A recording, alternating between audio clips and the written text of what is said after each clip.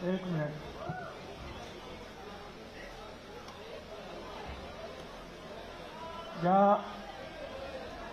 ज्या महिला भगिनींना स्टेजवर बसायचं इथे खाली तिथे बसा. पुरुषांना पण मग जागा होईल बसायला, पण शांततेने. त्यांना रसायला द्या. चला, जास्ती बडबड नाही करायची, गडबड नाही. चला चला, जे बसत तिकडे, त्या पुरुषांना बसायला जागा द्या तिकडे.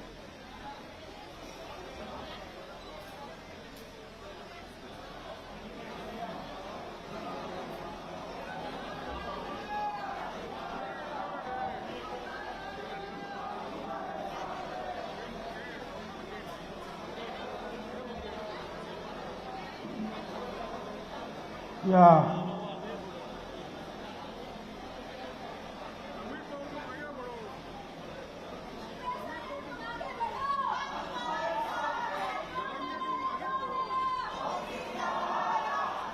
महात्मा फुले या सभागृहामध्ये आपण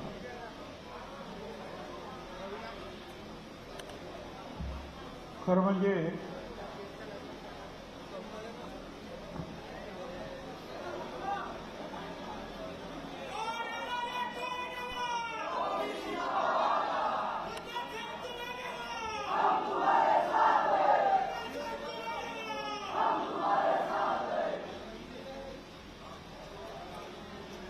या कार्यकर्त्यांच्या संवाद सभेसाठी उपस्थित असलेले आमदार पंकजभाऊ भुजबळ, ईश्वर बालबुद्धे, बापू भुजबळ, प्राध्यापक सत्संग मुंडे, प्राध्यापक दिवाकर गमे, बाळासाहेब कर्डक, प्राध्यापक अरुण पवार, ॲडव्होकेट सुभाष राऊत, वसंतराव मगर, ॲडव्होकेट राजेंद्र महाडोळे, आरिफ काझी, प्राध्यापक जावेद पाशा, दिलीप खैरे, ॲडव्होकेट रवींद्र पगार, माया इरक्कर, सुरेश बाळापात्रे, अरिफ पै, खूप लोक आहेत, सगळ्यांची नावं घेत नाही. सर्व जिल्हाध्यक्ष, पदाधिकारी, कार्यकर्ते, माझ्या बांधवांनो, भगिनी आणि माता, जेव्हापासून हा जी आर लागू झाला आणि त्याचा अर्थ लावायला सुरुवात झाली,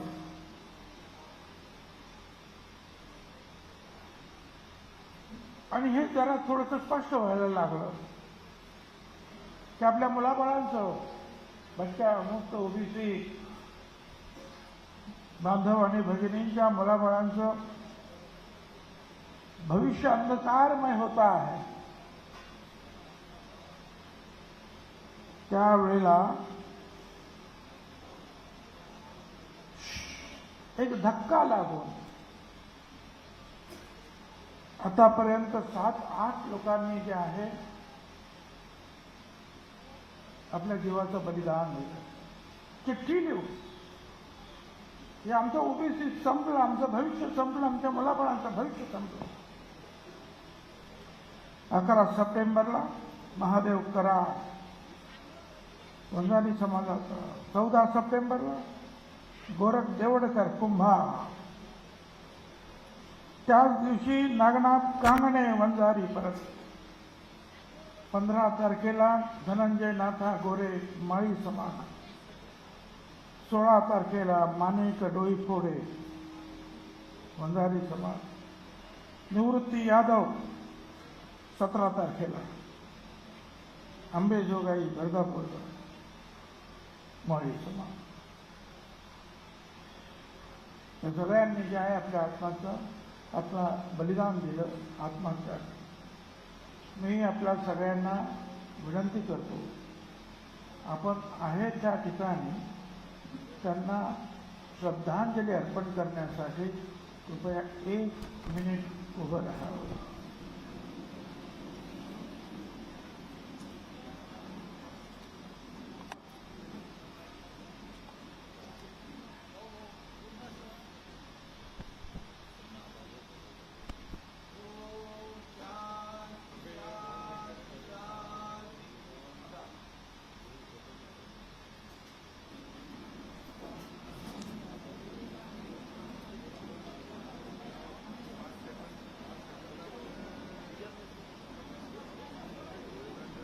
मला विशेषतः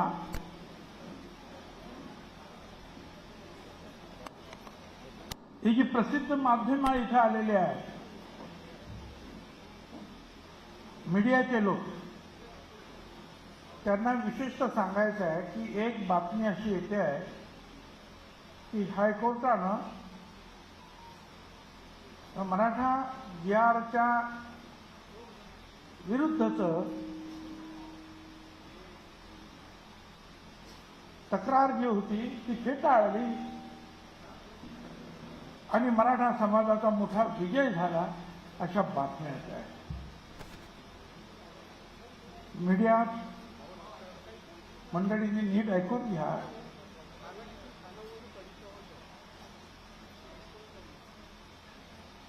हा GR निघाल्यानंतर अनेकांनी आपापल्या पद्धतीनं जे आहे हायकोर्टाकडे धाव घेतली.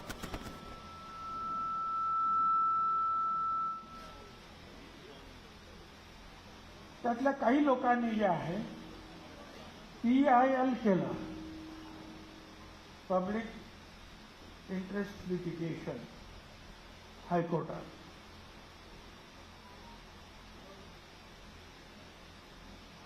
आम्ही त्यांना सांगितलं की हे चुकीचं होईल. म्हणजे आमचे जे वकील होते, अनेक वकिलांशी जे आहे आम्ही 8-10 दिवस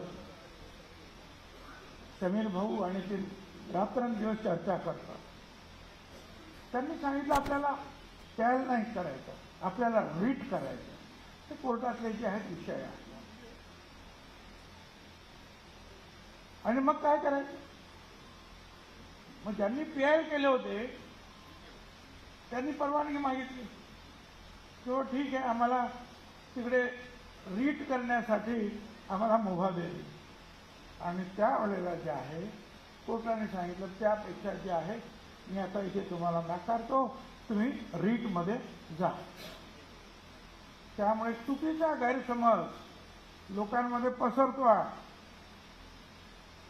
आतापर्यंत आम्ही 4 ते 5 रीट ॲप्लिकेशन्स केलेली आहेत. एक केलेला आहे कुणबी सेनेच्या वतीनं, दुसरं केलेलं आहे हे नाभिक समाजाच्या वतीनं, तिसरं माळी महासंघाच्या वतीनं केलेलं आहे, चौथं समता परिषदेचे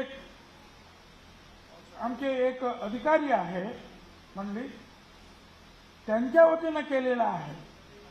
असे आणखी 2-4 असे 5-7 रीट ज्याला आपण म्हणतो ते आपण केलेले आहेत. आणि आता त्याचे सुनावणी सुरू होईल. आणि अतिशय काळजीपूर्वक जे आहे ते सगळे रीट आपण ज्यांनी केलेले आहेत त्यांचे वकील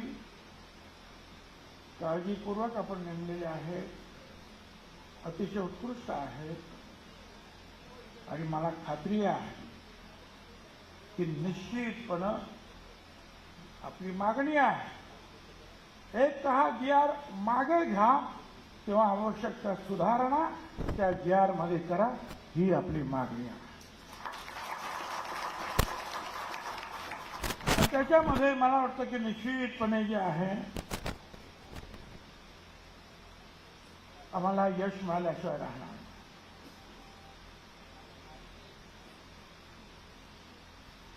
आपल्याला सगळ्यांना कल्पना आहे, एक इतिहास माहिती असायला पाहिजे म्हणून सांगतो तुम्हाला.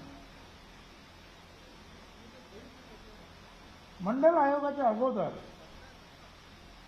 वेगवेगळ्या राज्यांनी आपापल्या परीनं वेगवेगळ्या समाजांना आरक्षण दिलं. त्यावेळी BD देशमुख कमिटी फार वर्षापूर्वी नेमली. मराठा समाजाला द्यायचं की त्यांनी सुद्धा सांगितलं देता येणार नाही. कालेलकर हे आणखी 340 कलम आहे संविधानातलं. बाबासाहेब आंबेडकरांनी म्हटलेलं आहे की हा OBC समाज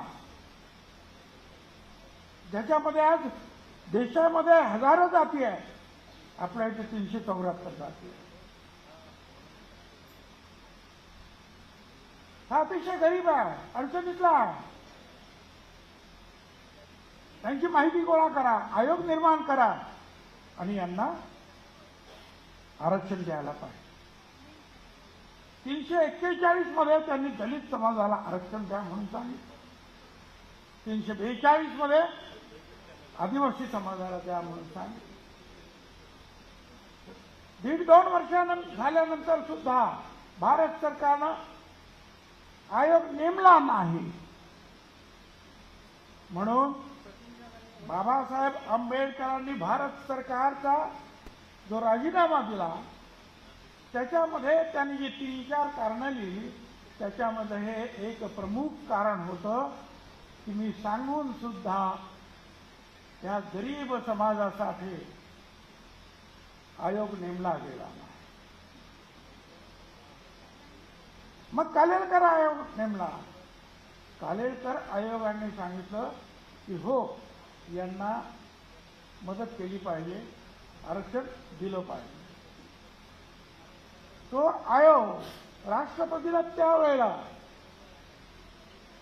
देण्यात आला आणि मंत्रिमंडळाला. आता मी त्यात जात नाही, तुम्हाला माहिती आहे त्यावेळेला कोणाचे मंत्रिमंडळ होतं आणि कोण राष्ट्रपती होते.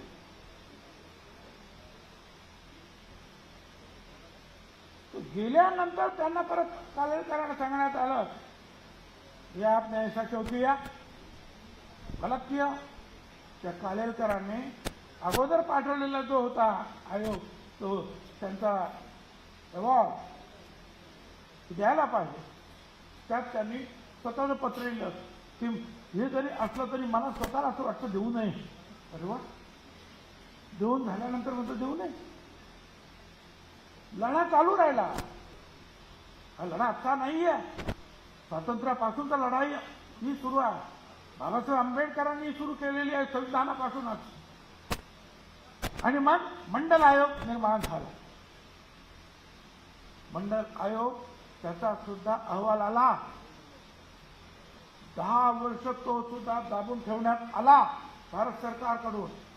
आणि ज्या वेळेला व्ही.पी. सिंग साहेब प्रधानमंत्री होते त्यावेळेला तो आयोग त्यांनी बाहेर काढला आणि सांगितलं की हा रिपोर्ट, हा कमिशनचा रिपोर्ट मी मान्य करत आहे आणि ओबीसींना आरक्षण देत आहे.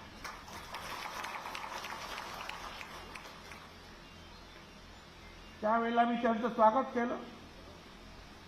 मला वाटतं 7 जून वगैरे अशी काहीतरी तारीख असावी, आता आठवत नाही. पण त्या दिवशी लोकसत्ता पण सगळा पेपरला आला मुंबईचा की भुजबळांनी या निर्णयाचं स्वागत केलं. त्यावेळेला मी शिवसेनेचा आमदार होतो, महापौर होतो, दुसऱ्यांदा आमदार होतो. मी अभिनंदन केलं, वर्तमानपत्र छापून आलं आणि तिथे जे आहे बाळासाहेब ठाकरे आणि आमचे मतभेद व्हायला सुरुवात झाली.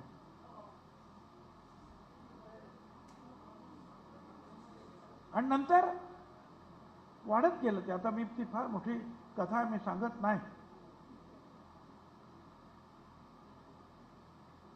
पण मी नंतर ठरवलं की एकाच ठिकाणी बाळासाहेब एक बोलणार आणि मी एक बोलणार हे काय बरोबर होणार. त्यांचं म्हणणं काय होतं की पोटाला जात नाही, आर्थिक विषयावर आरक्षण दिलं पाहिजे.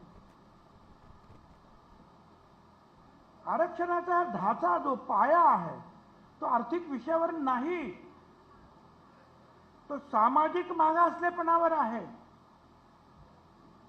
आणि समजा आर्थिक आपण मान्य केलं, आज एक समजा हे मुंडे ह्या गरीब आहे म्हणून त्यांना आरक्षण दिलं. उद्या त्यांनी चांगला धंदा केला आणि श्रीमंत झाले, मग आरक्षण काढायचं. ते शेजारी आहे, ते फार श्रीमंत आहेत, दुर्दैवाने धंद्यामध्ये खोट आली, मग ते म्हणतील मला नव्हतं ते द्या आरक्षण. आणि मग किती वेळा काढायचं आणि किती वेळा द्यायचं हे आरक्षण. आरक्षण मुळात हे आहे की 5000 वर्षापासून जे जे समाज पिचलेले आहेत, दबलेले आहेत त्यांना आरक्षण. हा गरिबी हटावचा कार्यक्रम नाही.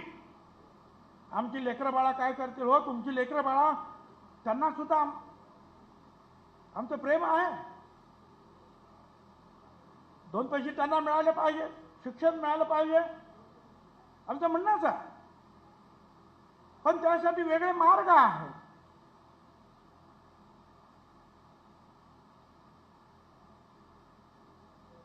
ओबीसी आरक्षण, दलित आरक्षण, आदिवासी, हा गरिबी हटावचा कार्यक्रम नाही. हा 13% दलित समाजाला आरक्षण आहे, बरोबर.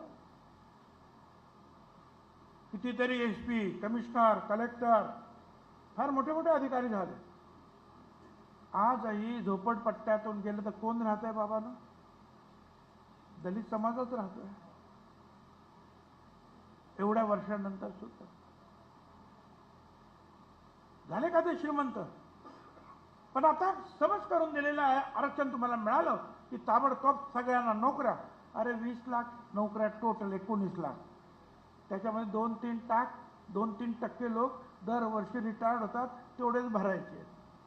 किती वाट्याला येतील तुमच्या ह्या सगळ्या याच्यामध्ये? दलित, ओबीसी, तुमचे काय ते भटके, विमुक्त, आपले आदिवासी. पण एक समज करून दिला. आमचे लेकरं बाळा शब्द म्हटलं की बरं, लेकरं बाळा. आणि बाबा तुमची लेकरं बाळा आहेत तशी ह्या गोरगरीब जनतेची सुद्धा लेकरं बाळा आहेत. त्यांची काय कुत्री मांजर आहेत का रे?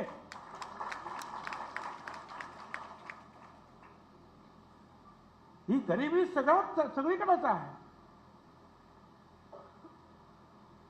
पण तो गरिबी हटवण्यासाठी भारत सरकार, महाराष्ट्र शासन वेगवेगळे कार्यक्रम देते आहे. शेतकऱ्यांच्या ज्या सुखसोयी त्या देत आहेत, कष्टकऱ्यांच्या देत आहेत. पण त्याचबरोबर शिक्षणासाठी ज्या वेळेला मराठा पुढे मध्ये आणखीच मला सांगतो, हे आरक्षण जाहीर झाल्यानंतर कोर्टामध्ये गेलं, कोर्टातून सुप्रीम कोर्टात गेलं. 9 जजेस सन्माननीय सुप्रीम कोर्टाचे, त्यांच्या पुढे गेली केस. त्यांनी अभ्यास केला आणि त्यांनी सांगितले आरक्षण बरोबर आहे, 27% आरक्षण द्या. 54% ओबीसींची संख्या आहे. 1931 साली ब्रिटिशांनी जनगणना केली. मंडल त्यांनी पण सांगितलं ह्या देशात 54% ओबीसी आहेत. ओबीसी म्हणजे एक जात नाही, अनेक जातींचा समूह आहे. अदर बॅकवर्ड क्लास, वर्ग. मराठा एक जात. ओबीसी 374 जाती महाराष्ट्रात आहे. देशामध्ये हजारो जाती आहेत आणि या महाराष्ट्रापासून आज महाराष्ट्रात 54% आहेत. बिहारमध्ये जाती गणना केली 63% निघाले. म्हणून आम्ही म्हणतो करा जात गणना करा. 2010ला आम्ही सुप्रीम कोर्टात गेलो, समता परिषद.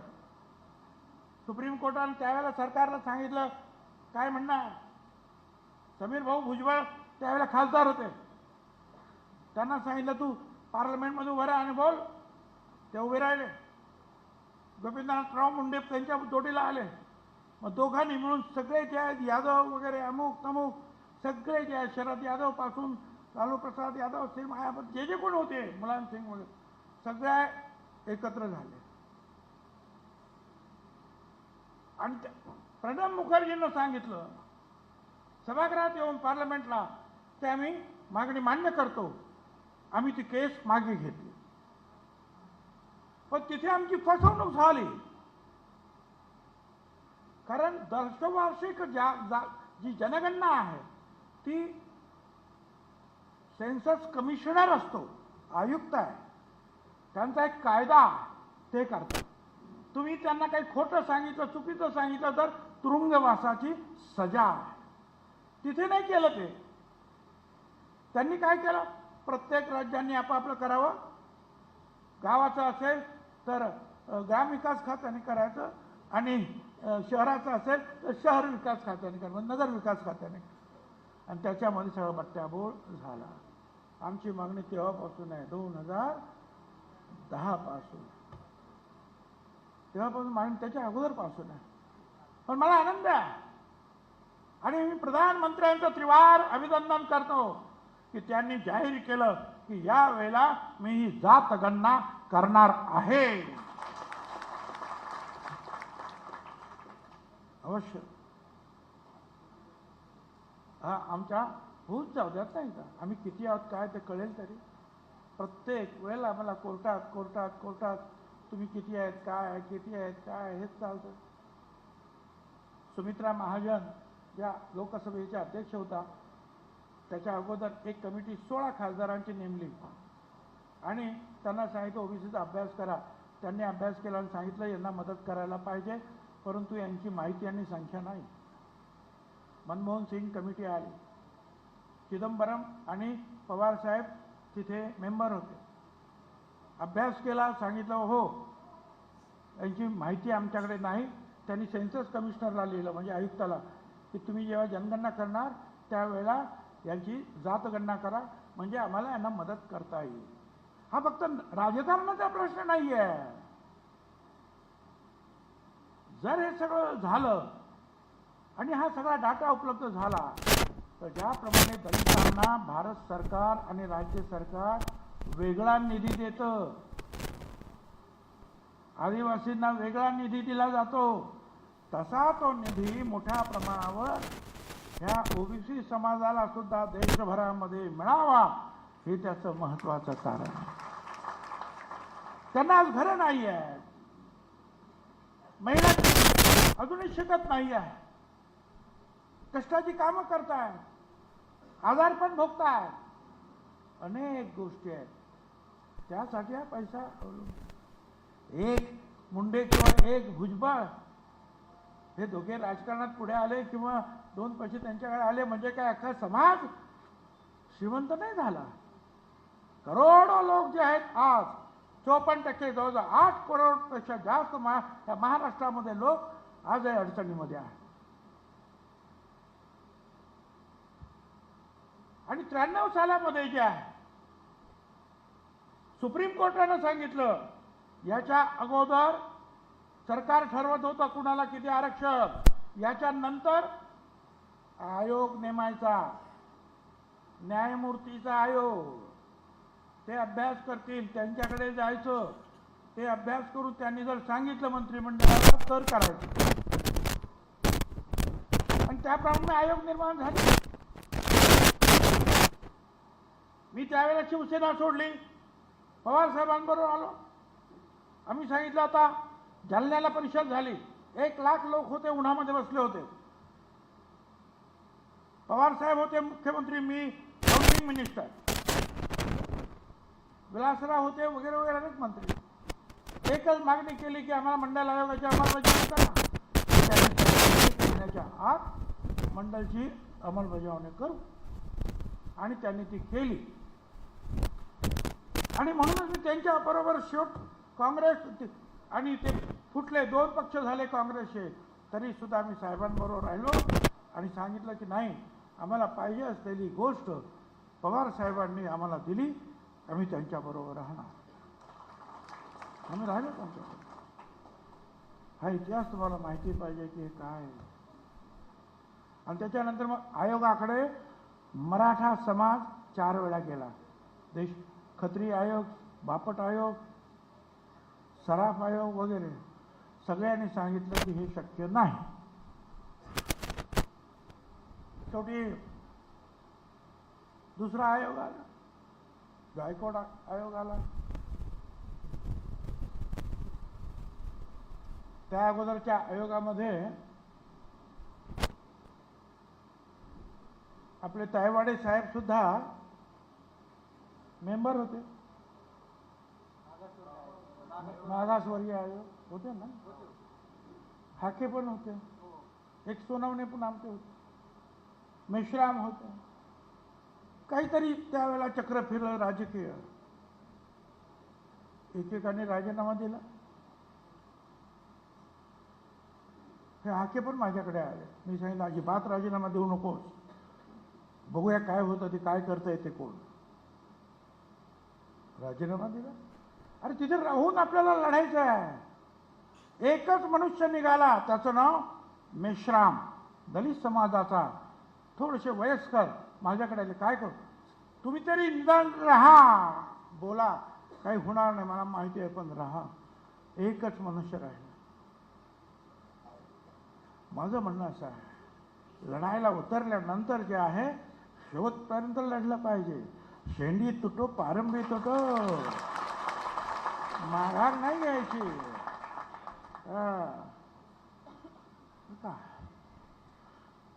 आणि मग त्या आयोगाने दुसऱ्या मराठ्यांना द्या म्हणून सांगितलं. हायकोर्टाने काही मंजूर केलं, काही नामंजूर. ते पण गेलं सुप्रीम कोर्टात, आणि सुप्रीम कोर्टानं निर्णय दिला की हा समाज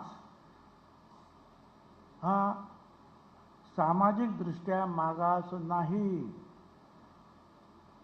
या समाजाचे 60% आमदार आहेत, मुख्यमंत्री आहे, मंत्री आहे, साखर कारखाने आहेत, अमुक आहे, संस्था आहेत, वगैरे वगैरे वगैरे सगळं आहे. जिल्हा परिषद यांच्या ताब्यामध्ये सगळं आहे. तुम्ही शिक्षण आणि आर्थिकदृष्ट्या जर समाज मागे असेल तर दुसरं आरक्षण याच्यात नाही, 50% नाही. सुप्रीम कोर्टानं सांगितलं. आणि एवढंच नाही, सुप्रीम कोर्टाने सांगितलं की राजकीय दबावाखाली कुणालाही हे आरक्षण मिळता कामा नये, हे सुद्धा सुप्रीम कोर्टाने म्हटलेलं आहे. सुप्रीम कोर्टाने हे सुद्धा म्हटलेलं आहे. आपली ही जी काही सध्याची देशातली जी आहे या अधिकाऱ्यांची आणि जी काम करण्याची जी पद्धत पाहता, एकूण अनेक ठिकाणी जे आहे वेगवेगळ्या आयडिया लढवून फेक सर्टिफिकेट दिली जात आहेत. आमचं भारत सरकार आणि राज्य सरकारला सांगणं आहे की याच्यामध्ये लक्ष द्या आणि ते रद्द करा. सुप्रीम कोर्टाने, आणि जेव्हा सुप्रीम कोर्ट जेव्हा सांगतं तेव्हा it becomes law of the land, हा देशाचा तो कायदा बनतो. एवढं सगळं झाल्यानंतर सुद्धा मग मराठा आरक्षणाचे जे अनेक शांततामय मोर्चे निघाले, 58 मोर्चे निघाले. गुजरातेत निघाले पाटीदार पटेल, राजस्थानमध्ये गुजर, पुढे आणखी हरियाणा जाट निघाले मोर्चे. काय करायचं? मग मोदी साहेबांनी त्याच्यावर तोडगा काढला आणि EWS म्हणजे आर्थिक आणि शैक्षणिक दृष्ट्या मागास असलेल्यांसाठी, आणि त्याच्यामध्ये लिहिलं की जे लोक आर्थिक आणि सामाजिक दृष्ट्या मागास आहेत परंतु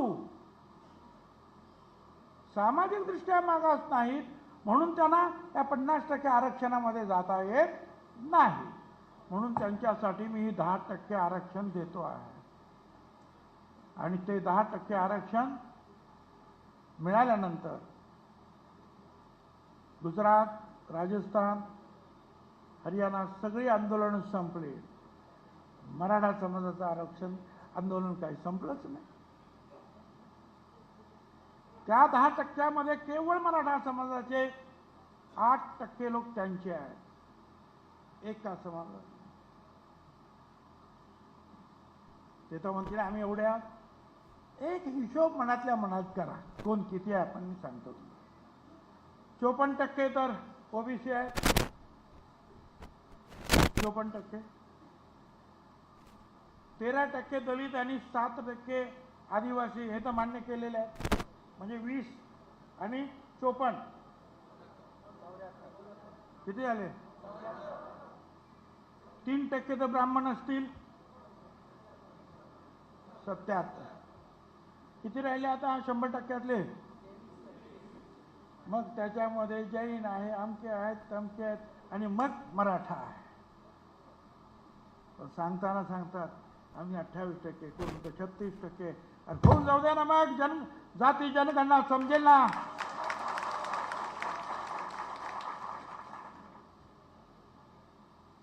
चुकीचे आकडे फेकतात तोंडावर, आणि आपण सुद्धा काही अभ्यास करत नाही. आम्ही बोललं पाहिजे सगळ्यांनी, कोणी बोलत नाही. आमचे सुद्धा खूप आमदार आहेत, मंत्री आहेत. आपण म्हणतो का ते बोलत नाही? अरे बोलत नाही याच्यासाठी कारण दलित आदिवासी जे आमदार खासदार येतात त्यांना आरक्षणामधून जागा मिळते आणि आम्ही जे आहेत ओबीसीवाले आम्हाला ओपनमध्ये लढावं लागतं आणि ओपनमध्ये आम्हाला मराठा समाजाची मतं पाहिजे असतात म्हणून आम्ही बोलत नाही. पण माझं म्हणणं आहे की मी मराठा समाजाच्या विरुद्ध नाही. मराठा समाजाला वेगळं आरक्षण घ्या, त्याच्यात तुमचा फायदा आहे. आता जे MPSCचे आणि मेडिकलचे रिझल्ट आले त्याच्यामध्ये कट ऑफ पॉईंट कमी आहे बाकीच्यांचा, त्यांना मिळाल्या जागा आणि ओबीसीचा कट ऑफ पॉईंट आणखी वरती गेला, म्हणजे खूप मार्क्स पाहिजे त्यांच्यापेक्षा तरच आरक्षण त्या ओबीसीमध्ये तुम्हाला मेडिकल आणि MPSCमध्ये जागा. अरे फायदा त्याच्यात आहे. म्हणून मी विचारलं 4 दिवसापूर्वी, कोणीतरी शहाण्या माणसाने आम्हाला सांगा रे की फायदा कशात आहे. तुम्हाला शिक्षण आणि आरक्षण आणि याच्या आर्थिकमध्ये पाहिजे ना, मग त्याच्यात फायदा आहे.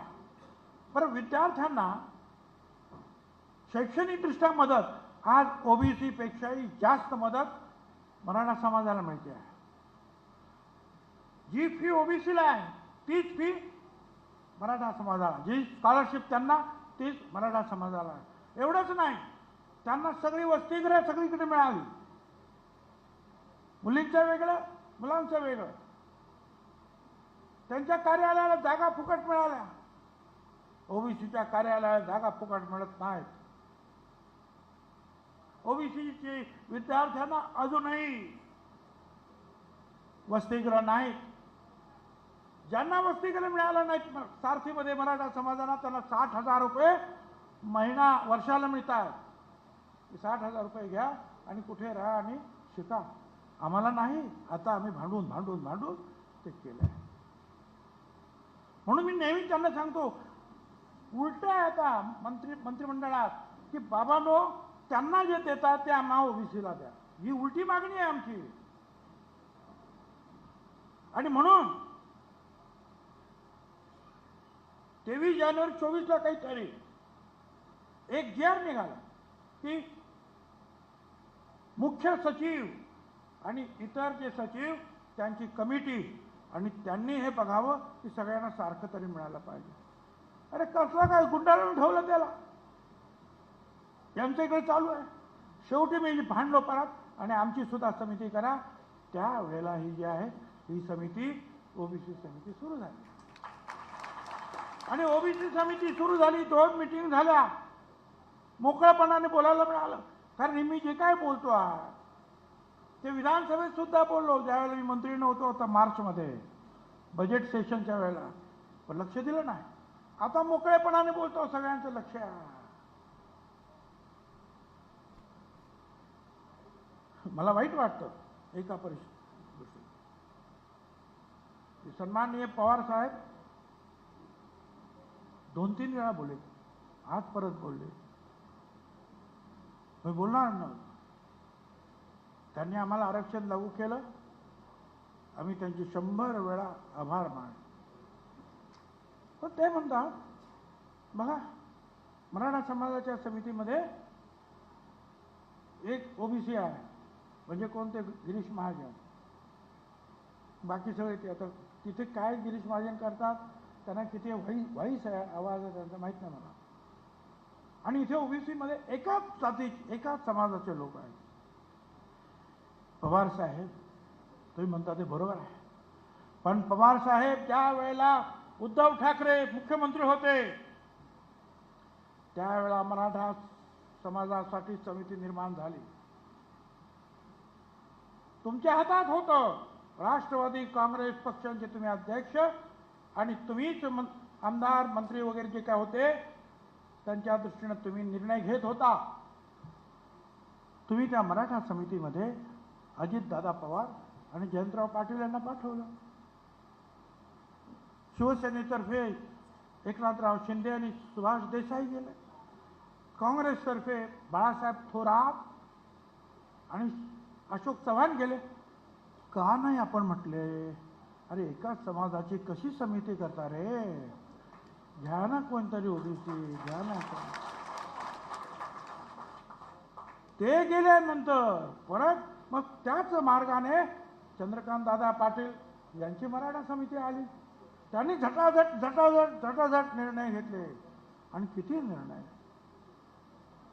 म्हणजे आमच्या ओबीसी महामंडळाला, जिथे आता हे अध्यक्ष होते आमचे बापू भुजबळ, झाले त्याला 15-20 वर्ष, 25 वर्षामध्ये 2500, 25 वर्षात, आणि 3 वर्षामध्ये अण्णासाहेब पाटील महामंडळ मराठा समाज 25,000 कोटी रुपये दाखवलं. मी म्हटलं हे बघा, एवढंच नाही, मी दाखवले यावेळेच्या बजेटमध्ये ओबीसी महामंडळाला आणि मराठा म्हणजे अण्णाभाऊ पाटील महामंडळ, अण्णासाहेब पाटील 750 कोटी रुपये त्यांना द्या, आणखीन द्या, आमचं काहीच म्हणणं नाही हो. 750 कोटी. आणि ओबीसी महामंडळाला 5 कोटी. मी बोललो, विधानसभेत बोललो, कोणी लक्ष दिलं नाही. आणि आता ज्या वेळेला मी हे बावनकुळे साहेबांना ह्या सगळ्यांना जे दाखवलं, तेव्हा ते म्हणाले असं आहे. म्हटलं हे असंच आहे. आणि म्हणूनच ते 25,000 कोटीवर गेले. आणि आम्ही 2025 वर्ष झाले आहेत. हा भेदभाव का? त्याच्यासाठी कोणी बोललं नाही. पवार साहेब ज्या वेळेला हे सगळं जरांगे 2 वर्षापूर्वी ज्या वेळेला ते उपोषण करत होते, काय ते आमचे हे सत्संग मुंडे तिकडे होते, त्याच्या अगोदर 25 वेळा त्या जरांगेनं उपोषण केलं. कोणी त्याला विचारलं सुद्धा नाही. ते करायचे आणि सोडायचे, करायचे आणि सोडायचे. पण यावेळेला काय झालं, ज्यांना कंटाळला त्यांनी जा, बरं का, ज्यांना ऐकायची कथा त्यांनी, हे आमची ओबीसी कथा आहे बाबा, पण ही सत्य कथा आहे.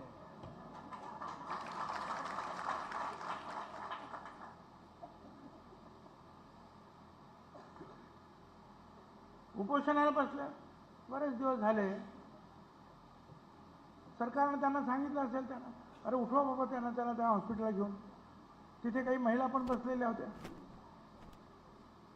म्हणून महिला पोलीस सगळे गेले त्यांना आणायला.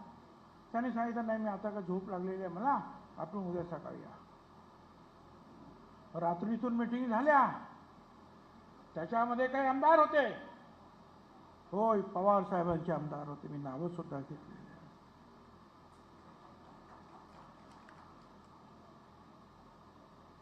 त्यांच्यातलेच एक जे आहेत ते काय महाराज म्हणून काय म्हणतात ना, त्यांचा कुठले तरी महाराज, महाराज अनेक गोष्टी बाहेर पडल्यानंतर यांनी सांगितलं.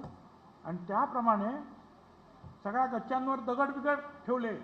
आणि सकाळी जेव्हा पोलीस आले तेव्हा तुफान दगडाचा मारा सुरू झाला. पोलीस पळत होते. घरामध्ये आश्रय घ्यायला, घरातून लाथा घालून त्यांना बाहेर काढले. परत बाहेर चोपायचे.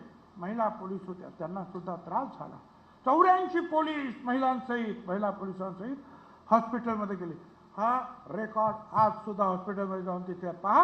आणि वर्तमानपत्रात सुद्धा ते फोटो आलेले दुसऱ्या दिवशी. हे झाल्यानंतर आता काही आवरतच नाही, किती मार खायचा डोकी. आणि मग केन चार्ज ज्याला म्हणतात, लाठीचार्ज झाला. मग पोलिसांनी जे आहे लाठीचार्ज केला. आणि त्याच्यामध्ये लागलं, अनेकांना मार लागला, मान्य आहे मला. पण पवार साहेबांनी अगोदर विचार करायला पाहिजे काय झालं. आणि बरं तिथे गेले तर मग पोलिसांकडे सुद्धा जाऊन यायचं. 84 लोक कसे जखमी झाले. पवार साहेब गेले म्हणून उद्धव ठाकरे गेले. आणि हा बाबा मोठा लीडर झाला ताबडतोब.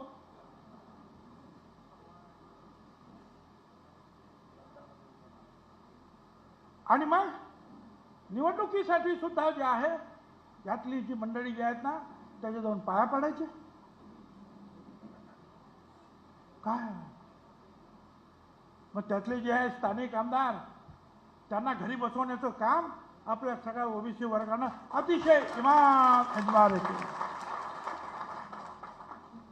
अनेक वर्ष ते निवडून येत होते. अनेक वेळा मीच जायचो त्यांना मतं द्या सांगा, 4-4 मिटिंग करायचो.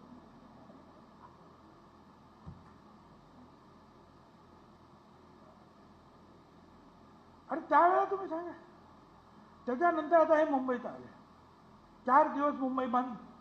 मुंबईचा सगळा भाग त्रास किती काय किती सगळं पाहिजे. पवार साहेबांनी सांगायला पाहिजे होतं ना. आणि त्याच्या अगोदरची गोष्टच मला सांगतो. आता पवार साहेब म्हणतात की छगन भुजबळ मुख्यमंत्री आहे, सगळ्यांनी एकत्र बसून ते सोडवा. अहो पवार साहेब वर्षापूर्वीच सर्व पक्षाची मिटिंग बोलवली, तुम्हाला बोलवलं, सगळ्यांना बोलवलं, कोणी आलं नाही. तुम्ही का नाही आलात? आणि तुम्ही आलात नाही, मी तुमच्या घरी गेलो. दिवसभर टीव्हीला चालू होतं भुजबळ. अचानक पवार साहेबांच्या घरी हजर. मी 2-3 तास बसलो. म्हटलं भेटणारच आज. आणि मग त्यांना विचारलं, तुम्ही राज्याचे नेते आहात, देशाचे तर आहात, राज्याचे तर आहातच ना. आणि त्यांनी त्यावेळेला सांगितलं, हो समाजामध्ये भांडणं लागलीत, ते त्याच्या लग्नात जात नाही, ते त्यांच्या हॉटेलमध्ये जात नाही. मग म्हटलं तुम्ही हे का आलात नाही? तुमची जबाबदारी नाही? तुम्ही ज्येष्ठ नेते आम्ही म्हणतो, तुमचं काम आहे ना की असं करू नका सांगायचं. तुम्ही मिटिंगला येत नाही. आणि आता म्हणतात भुजबळ आणि तुम्ही जे आहे मिटिंग घेऊन सोडायला, तेव्हा तुम्ही आलात नाही. आणि आता आमचं वाटोळे झाल्यानंतर तुम्ही आमचं म्हणताय. मी सांगितलं की हे जे आहे हा जार तुम्हाला पटतो का सांगा. म्हणतात हैदराबाद गॅझेटने एक मार्ग मराठ्यांना दाखवला. काय मराठ्यांना मार्ग दाखव? मला बोलवलं, ज्या दिवशी निर्णय झाला मला बोलवलं. मी होतो, पंकज भाऊ आणि समीर भाऊ. आम्ही सकाळी गेलो, सगळे कागदबरोबर घेऊन गेलो मुख्यमंत्र्यांकडे. तिथे 2 उपमुख्यमंत्री बसले होते. ते म्हणाले आम्ही हैदराबाद गॅझेट मान्य करायचं ठरवलं. म्हटलं म्हणजे माझं काय म्हणणं नाही. मी हैदराबाद गॅझेट काढले बा 1921 आणि 31. म्हटले बघा याच्यात कुणबी वेगळे लिहिलेत, मराठा वेगळे लिहिलेत. कुणबी वेगळे, मराठा वेगळे. टोटल लोकसंख्येच्या 1% किंवा 0.3% एवढेच आहे. द्या ना, कुणबी असतील तर द्या बाबांनो. एवढंच. मी GR पाहिलं नाही, मला कोणी GR दाखवलं नाही. आणि मग संध्याकाळी हे सगळं संपवण्यासाठी GR घेऊन गेले. आणि त्या GR मध्ये काय होतं? मराठा समाजातील पात्र व्यक्तींना, मराठा समाज, कुणबी समाजाचे किंवा मराठा कुणबी मराठा नाही, मराठा नाही. मुद्दा असा तुम्ही समजून घ्या, न्यायमूर्ती शिंदे कमिटी नेमली, बरोबर आहे का? तर कुणबी समाजाचे दाखले तिकडे आंध्र प्रदेशमध्ये, निजामशाहीमध्ये, तेलंगणा वगैरे. ती कमिटी, न्यायमूर्ती कमिटी तिकडे गेली. 6-6 महिन्यांनी त्यांना आपण मुदतवाढ दिली. 2 वर्षाचं काम चाललं. आणि त्यांनी लाखो डॉक्युमेंट्स चेक केले आणि त्यातून शोधून काढले 2,18,000 काहीतरी कुणबी सर्टिफिकेट त्यांनी दिली. आता मला सांगा, जर शिंदे समितीने हे काम पूर्ण केलं, अहवाल मंत्रिमंडळाला सादर केला, तो मंत्रिमंडळाने मान्य केला, मग आता काम काय राहिलं? परत आता हैदराबाद गॅझेट कशाला? मग हैदराबाद गॅझेट कशाला? तर त्याचं उत्तर या GR मध्ये. ज्यांना नोंदी ज्यांच्या झाल्या नाहीत अशा मराठा समाजाच्या व्यक्तींना कुणबी सर्टिफिकेट देण्यासाठी खालील प्रक्रिया राबवण्यात यावी. अरे, आणि ते पण कसं? नातेवाईक नाही, नातेसंबंध. नातेवाईक म्हटलं का रक्ताचा नातेवाईक, नातेसंबंध. मग बायकोच्या बाजूने असेल, इकडे तिकडे कुणाच्याही बाजूने असेल. अरे बसा ना बाबा, तुम्ही शांतपणे. पुढे घ्या, आवाज मागे येत नाही. पुढे मागे येत नाही तर पुढे येऊन बसा. घरा धुडून ओरडतोय, तुम्ही काय सांगता मला? नातेवाईक तो नाही, नातेसंबंध.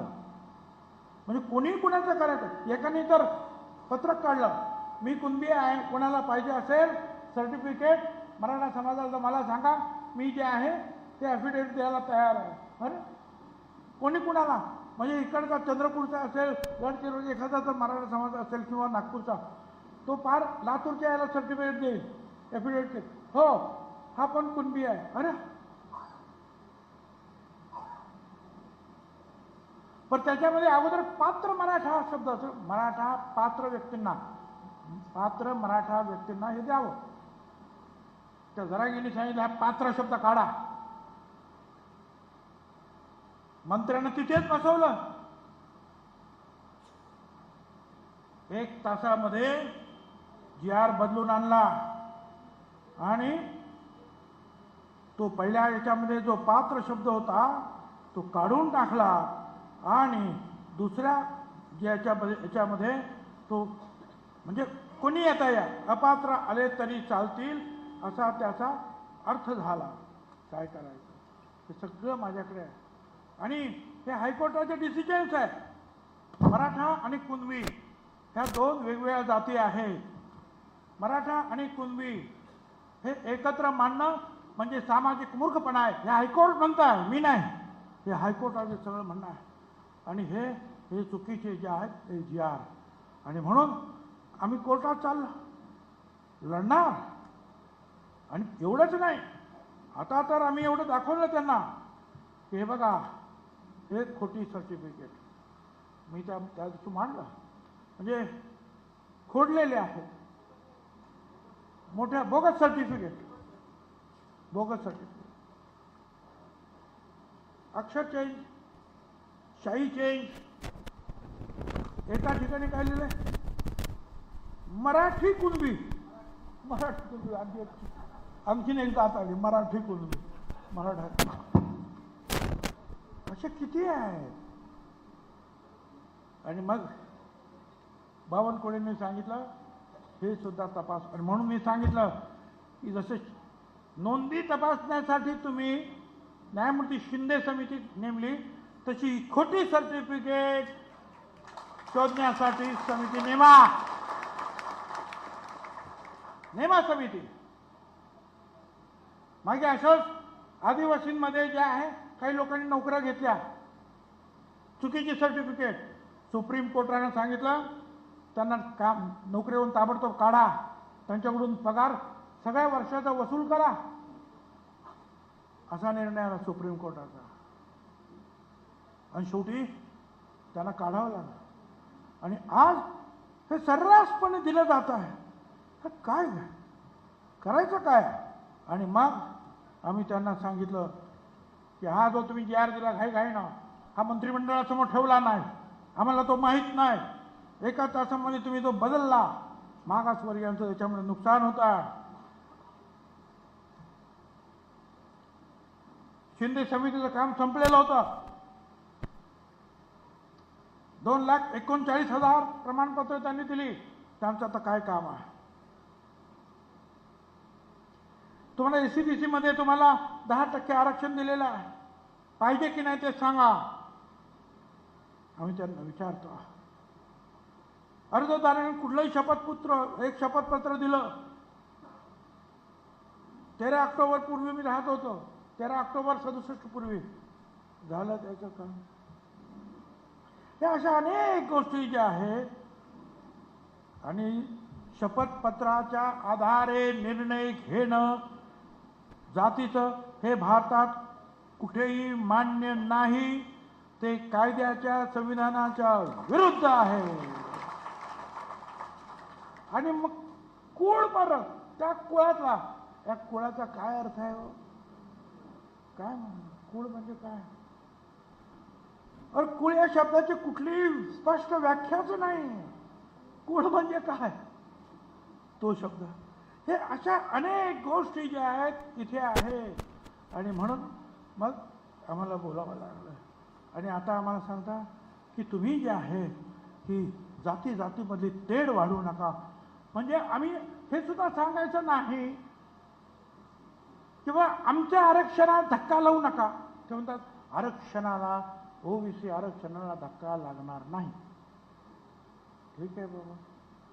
आता मला सांगा, या स्टेजवर उद्या एक 100 माणसांची बसायची जागा आहे आणि तिकडून आणखीन 50 माणसं बलदंड आले, आम्हाला बसायचं, तर इकडून काही खाली ढकलली जातील का नाही?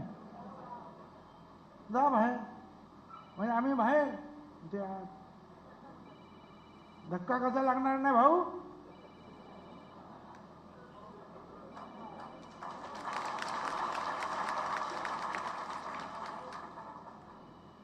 एक ताट आहे, दोघांना जेवायला दिलेला आहे, दोघं जण जेवतात, त्याच्यात आणखीन 3-4 आणून बसवले. तेवढंच आहे अन्न, ताट तेवढंच आहे. जाईल की नाही त्यांची भाकरी? अरे शाहू महाराजांनी सुद्धा सांगितलं होतं हे आरक्षण कशासाठी आहे. हा जेव्हा प्रश्न विचारला गेला तेव्हा ते घोड्याच्या पाग्यामध्ये गेले आणि त्यांनी जे आहे मध्ये चंदी टाकली. चंदी म्हणजे घोड्याचा चाला. आणि सांगितलं की आता जे घोडे जे आहेत, लुळे पांगळे आहेत बिचारे, त्यांना सोडा. त्यांना सोडलं आणि मग ते खायला लागले तो घास. आता म्हणे जे तगडे घोडे आहेत त्यांना सोडा. आता तगडे घोडे गेल्याबरोबर त्यांनी लाथा घातल्या आणि जे दुसरे होते बिचारे त्यांना बाजूला केलं आणि ते बाजूला झाले.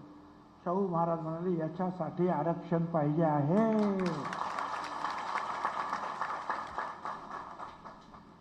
आणि आता आम्हाला सांगितलं जात आहे आम्ही असं करू तसं करू, वाटेल घाणे बोलताय. माझा आमदारांना मंत्र्यांना सुद्धा बोलणं आहे, पक्षांना सुद्धा म्हणणं आहे, तुम्ही सगळ्यांनी बोललं पाहिजे. मतांसाठी तुम्ही घालवता.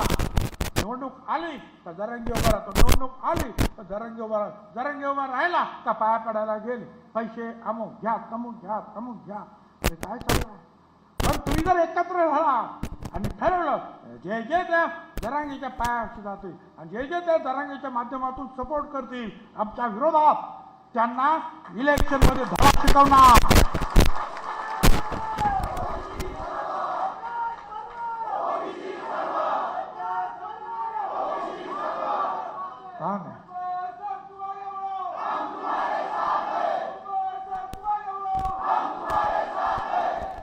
आणि तुम्ही एकत्र आलात तर काय होऊ शकतं? माझ्या माहितीचे फक्त 2 उदाहरण मी देतो. मी येवला मधून उभा राहिलो आमदारकीला. हे महाशय कुठे गेले नाही, 2 दिवस माझ्याकडे आले फक्त. मी नेहमी 60,000 निवडून यायचो, जास्त मतं, आणि यावेळेला मी 1.5 लाखांनी यायला पाहिजे होतं. माझी मतं कमी झाली पण मी निवडून आलो. का? 2-3%, 1% मराठा माझ्याबरोबर खास राहिला. सगळे एका बाजूला आणि दुसऱ्या बाजूला सगळे ओबीसी एकत्र, सगळे दलित, सगळे आदिवासी, सगळे मुसलमान, सगळे मारवाडी, सगळे गुजराती, सगळे व्यापारी, सगळे एका बाजूला. मी जिंकलो. हे बुलढाणा मनोज कायंदे, वंजारी समाजाचा, त्याला राष्ट्रवादीनं तिकीट दिलं. तिथे शिंदेच्या विरुद्ध मराठा आणि शिंदे त्यावेळेचे मुख्यमंत्री, त्यांनी आणखी दुसरा मराठा तिथे दिला. आमच्या लोकांनी सांगितलं तर कायंदेला आम्ही माघार घेतो आहोत. मला बोलवलं, मी गेलो. म्हटलं नाही माघार, पडलो तरी हरकत नाही, माघार नाही. चमत्कार झाला आणि कायंदे निवडून आले. होऊ शकतं, तुम्ही एकत्र आले तर होऊ शकतं. पण तुम्हीच हा तेली आहे, मी माळी आहे, हे माळी आहे, मी धनगर आहे. नाही, आपण सगळे ओबीसी आहे.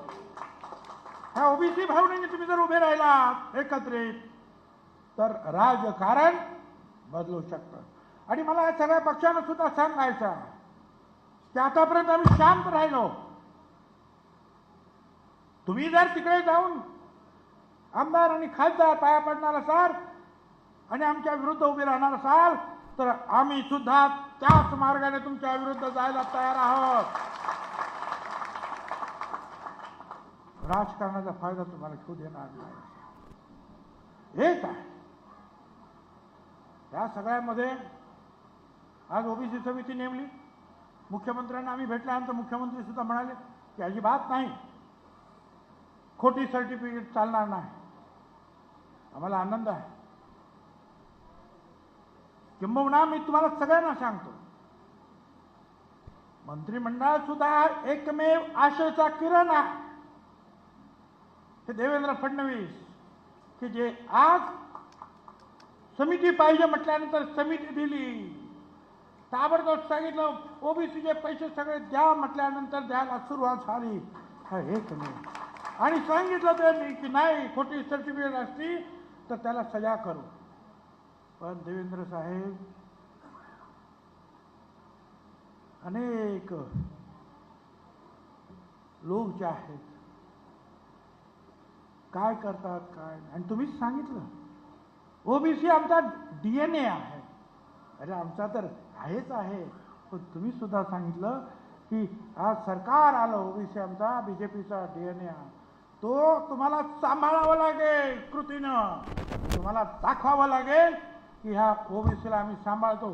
ज्या वेळेला तुम्ही ओबीसीला सांभाळ त्यावेळेला हे दलित, आदिवासी, इतर सगळे लहान समाज तुमच्याच पाठीमागे उभे राहतील, कारण तुम्ही गरिबांचे मसीहा होणारा पक्ष. कुठच्याही दबावाला बळी पडता कामा हे सांगते आम्ही. अरे आम्हाला काय मुंबईला येता येत नाही? लाखो लोक आम्ही दिल्लीला जाणार. दिल्लीला 2006 साली अखिल भारतीय मराठा समता परिषद, अखिल भारतीय, फक्त महात्मा ज्योतिराव फुले आणि माझा एवढा फोटो बस. अख्खं रामलीला मैदान भरलं होतं, अख्खं रामलीला मैदान. आणि त्यावेळेला लालू प्रसाद यादव, शरद यादव, पवार साहेब, येचुरी साहेब, अनेक लोक बघायला आले. अरे हे एवढे लोक कसे काय आले? सगळे ओबीसी. कारण हिंदुस्थानामध्ये सगळीकडे ओबीसी आहेत. सगळे समाज देशभर पसरले आहेत, लहान लहान लहान. आम्ही दिल्लीत जाऊ, आम्ही मंडळाला, अरे काय आम्ही मंडळाला चॅलेंज करू. माहिती तरी आहे का तुला मंडळ आयोग काय? माहिती तरी आहे का तुला? 9 जजेसने ओके केलेलं मंडळ आयोग. माहिती तरी आहे का तुला? त्या महाराष्ट्राचा प्रश्न नाही मंडळ आयोग, हा सगळा देशाचा प्रश्न आहे. माहिती आहे का तुला? ते काय आझाद मैदान आहे का? तिकडे गेल्यानंतर बसला आपलं आणि तुझं मान्य झालं.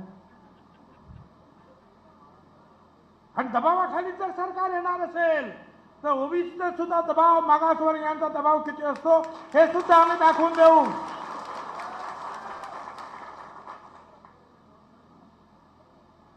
मला त्याने विचारले का टीव्हीवाल्याने, ते असं तुम्ही गेले. आणि म्हटलं काय झालं मग? मराठा समाजाचे जर मंत्री त्याच्याकडे जातात आणि असं करतात तर मी पण ओबीसी आहे. पण तुम्ही ओबीसी? हो. म्हटलं मी ओबीसी, जातीनं ओबीसी, शिवसेना सोडून मी कर्मानं सुद्धा आता ओबीसी झालो. मंत्री म्हणून सुद्धा मी ओबीसीच बसतो आणि ओबीसीच म्हणून लढणार आहे.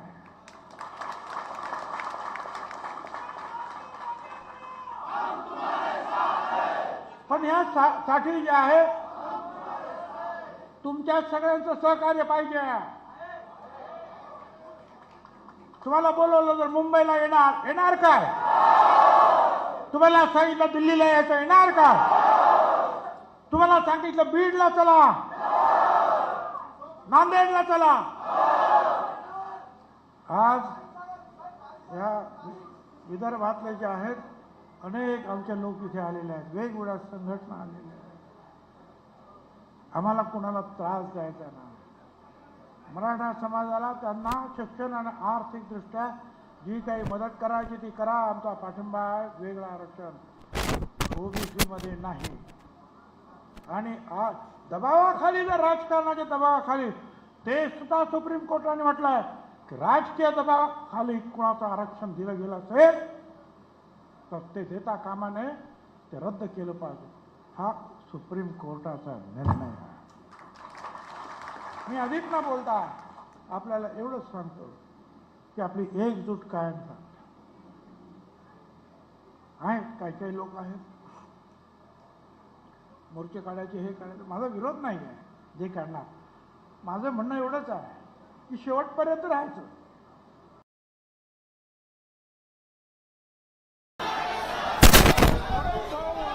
सोळा तारखेला माणिक डोईफोडे वंजारी समाज, निवृत्ती यादव 17 तारखेला, अंबेजोगाई गळगापूर मॉळी समाज.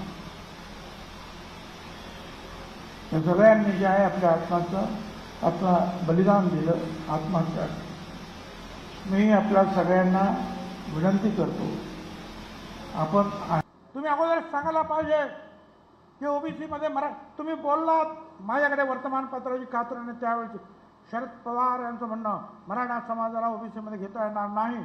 मग काय, मग आम्ही तेच सांगतो. तुम्ही आमच्यावर आम्हाला बोलता की समाजामध्ये फूट पडते. आम्ही आमचं वाचवायला गेलो तर फूट पडते. हम आह भरते हैं तो बदनाम हो जाते हैं, हम आह भरते हैं तो बदनाम हो जाते हैं, वो कत्ल करते हैं तो चर्चा नहीं होता है. आम्ही बोलायचं नाही. मला तुम्हाला सांगायचं आहे, याच्या पुढे तुम्ही सगळ्यांनी मजबूतीने उभं राहायचं आहे. मी तर उभं राहणार आहे.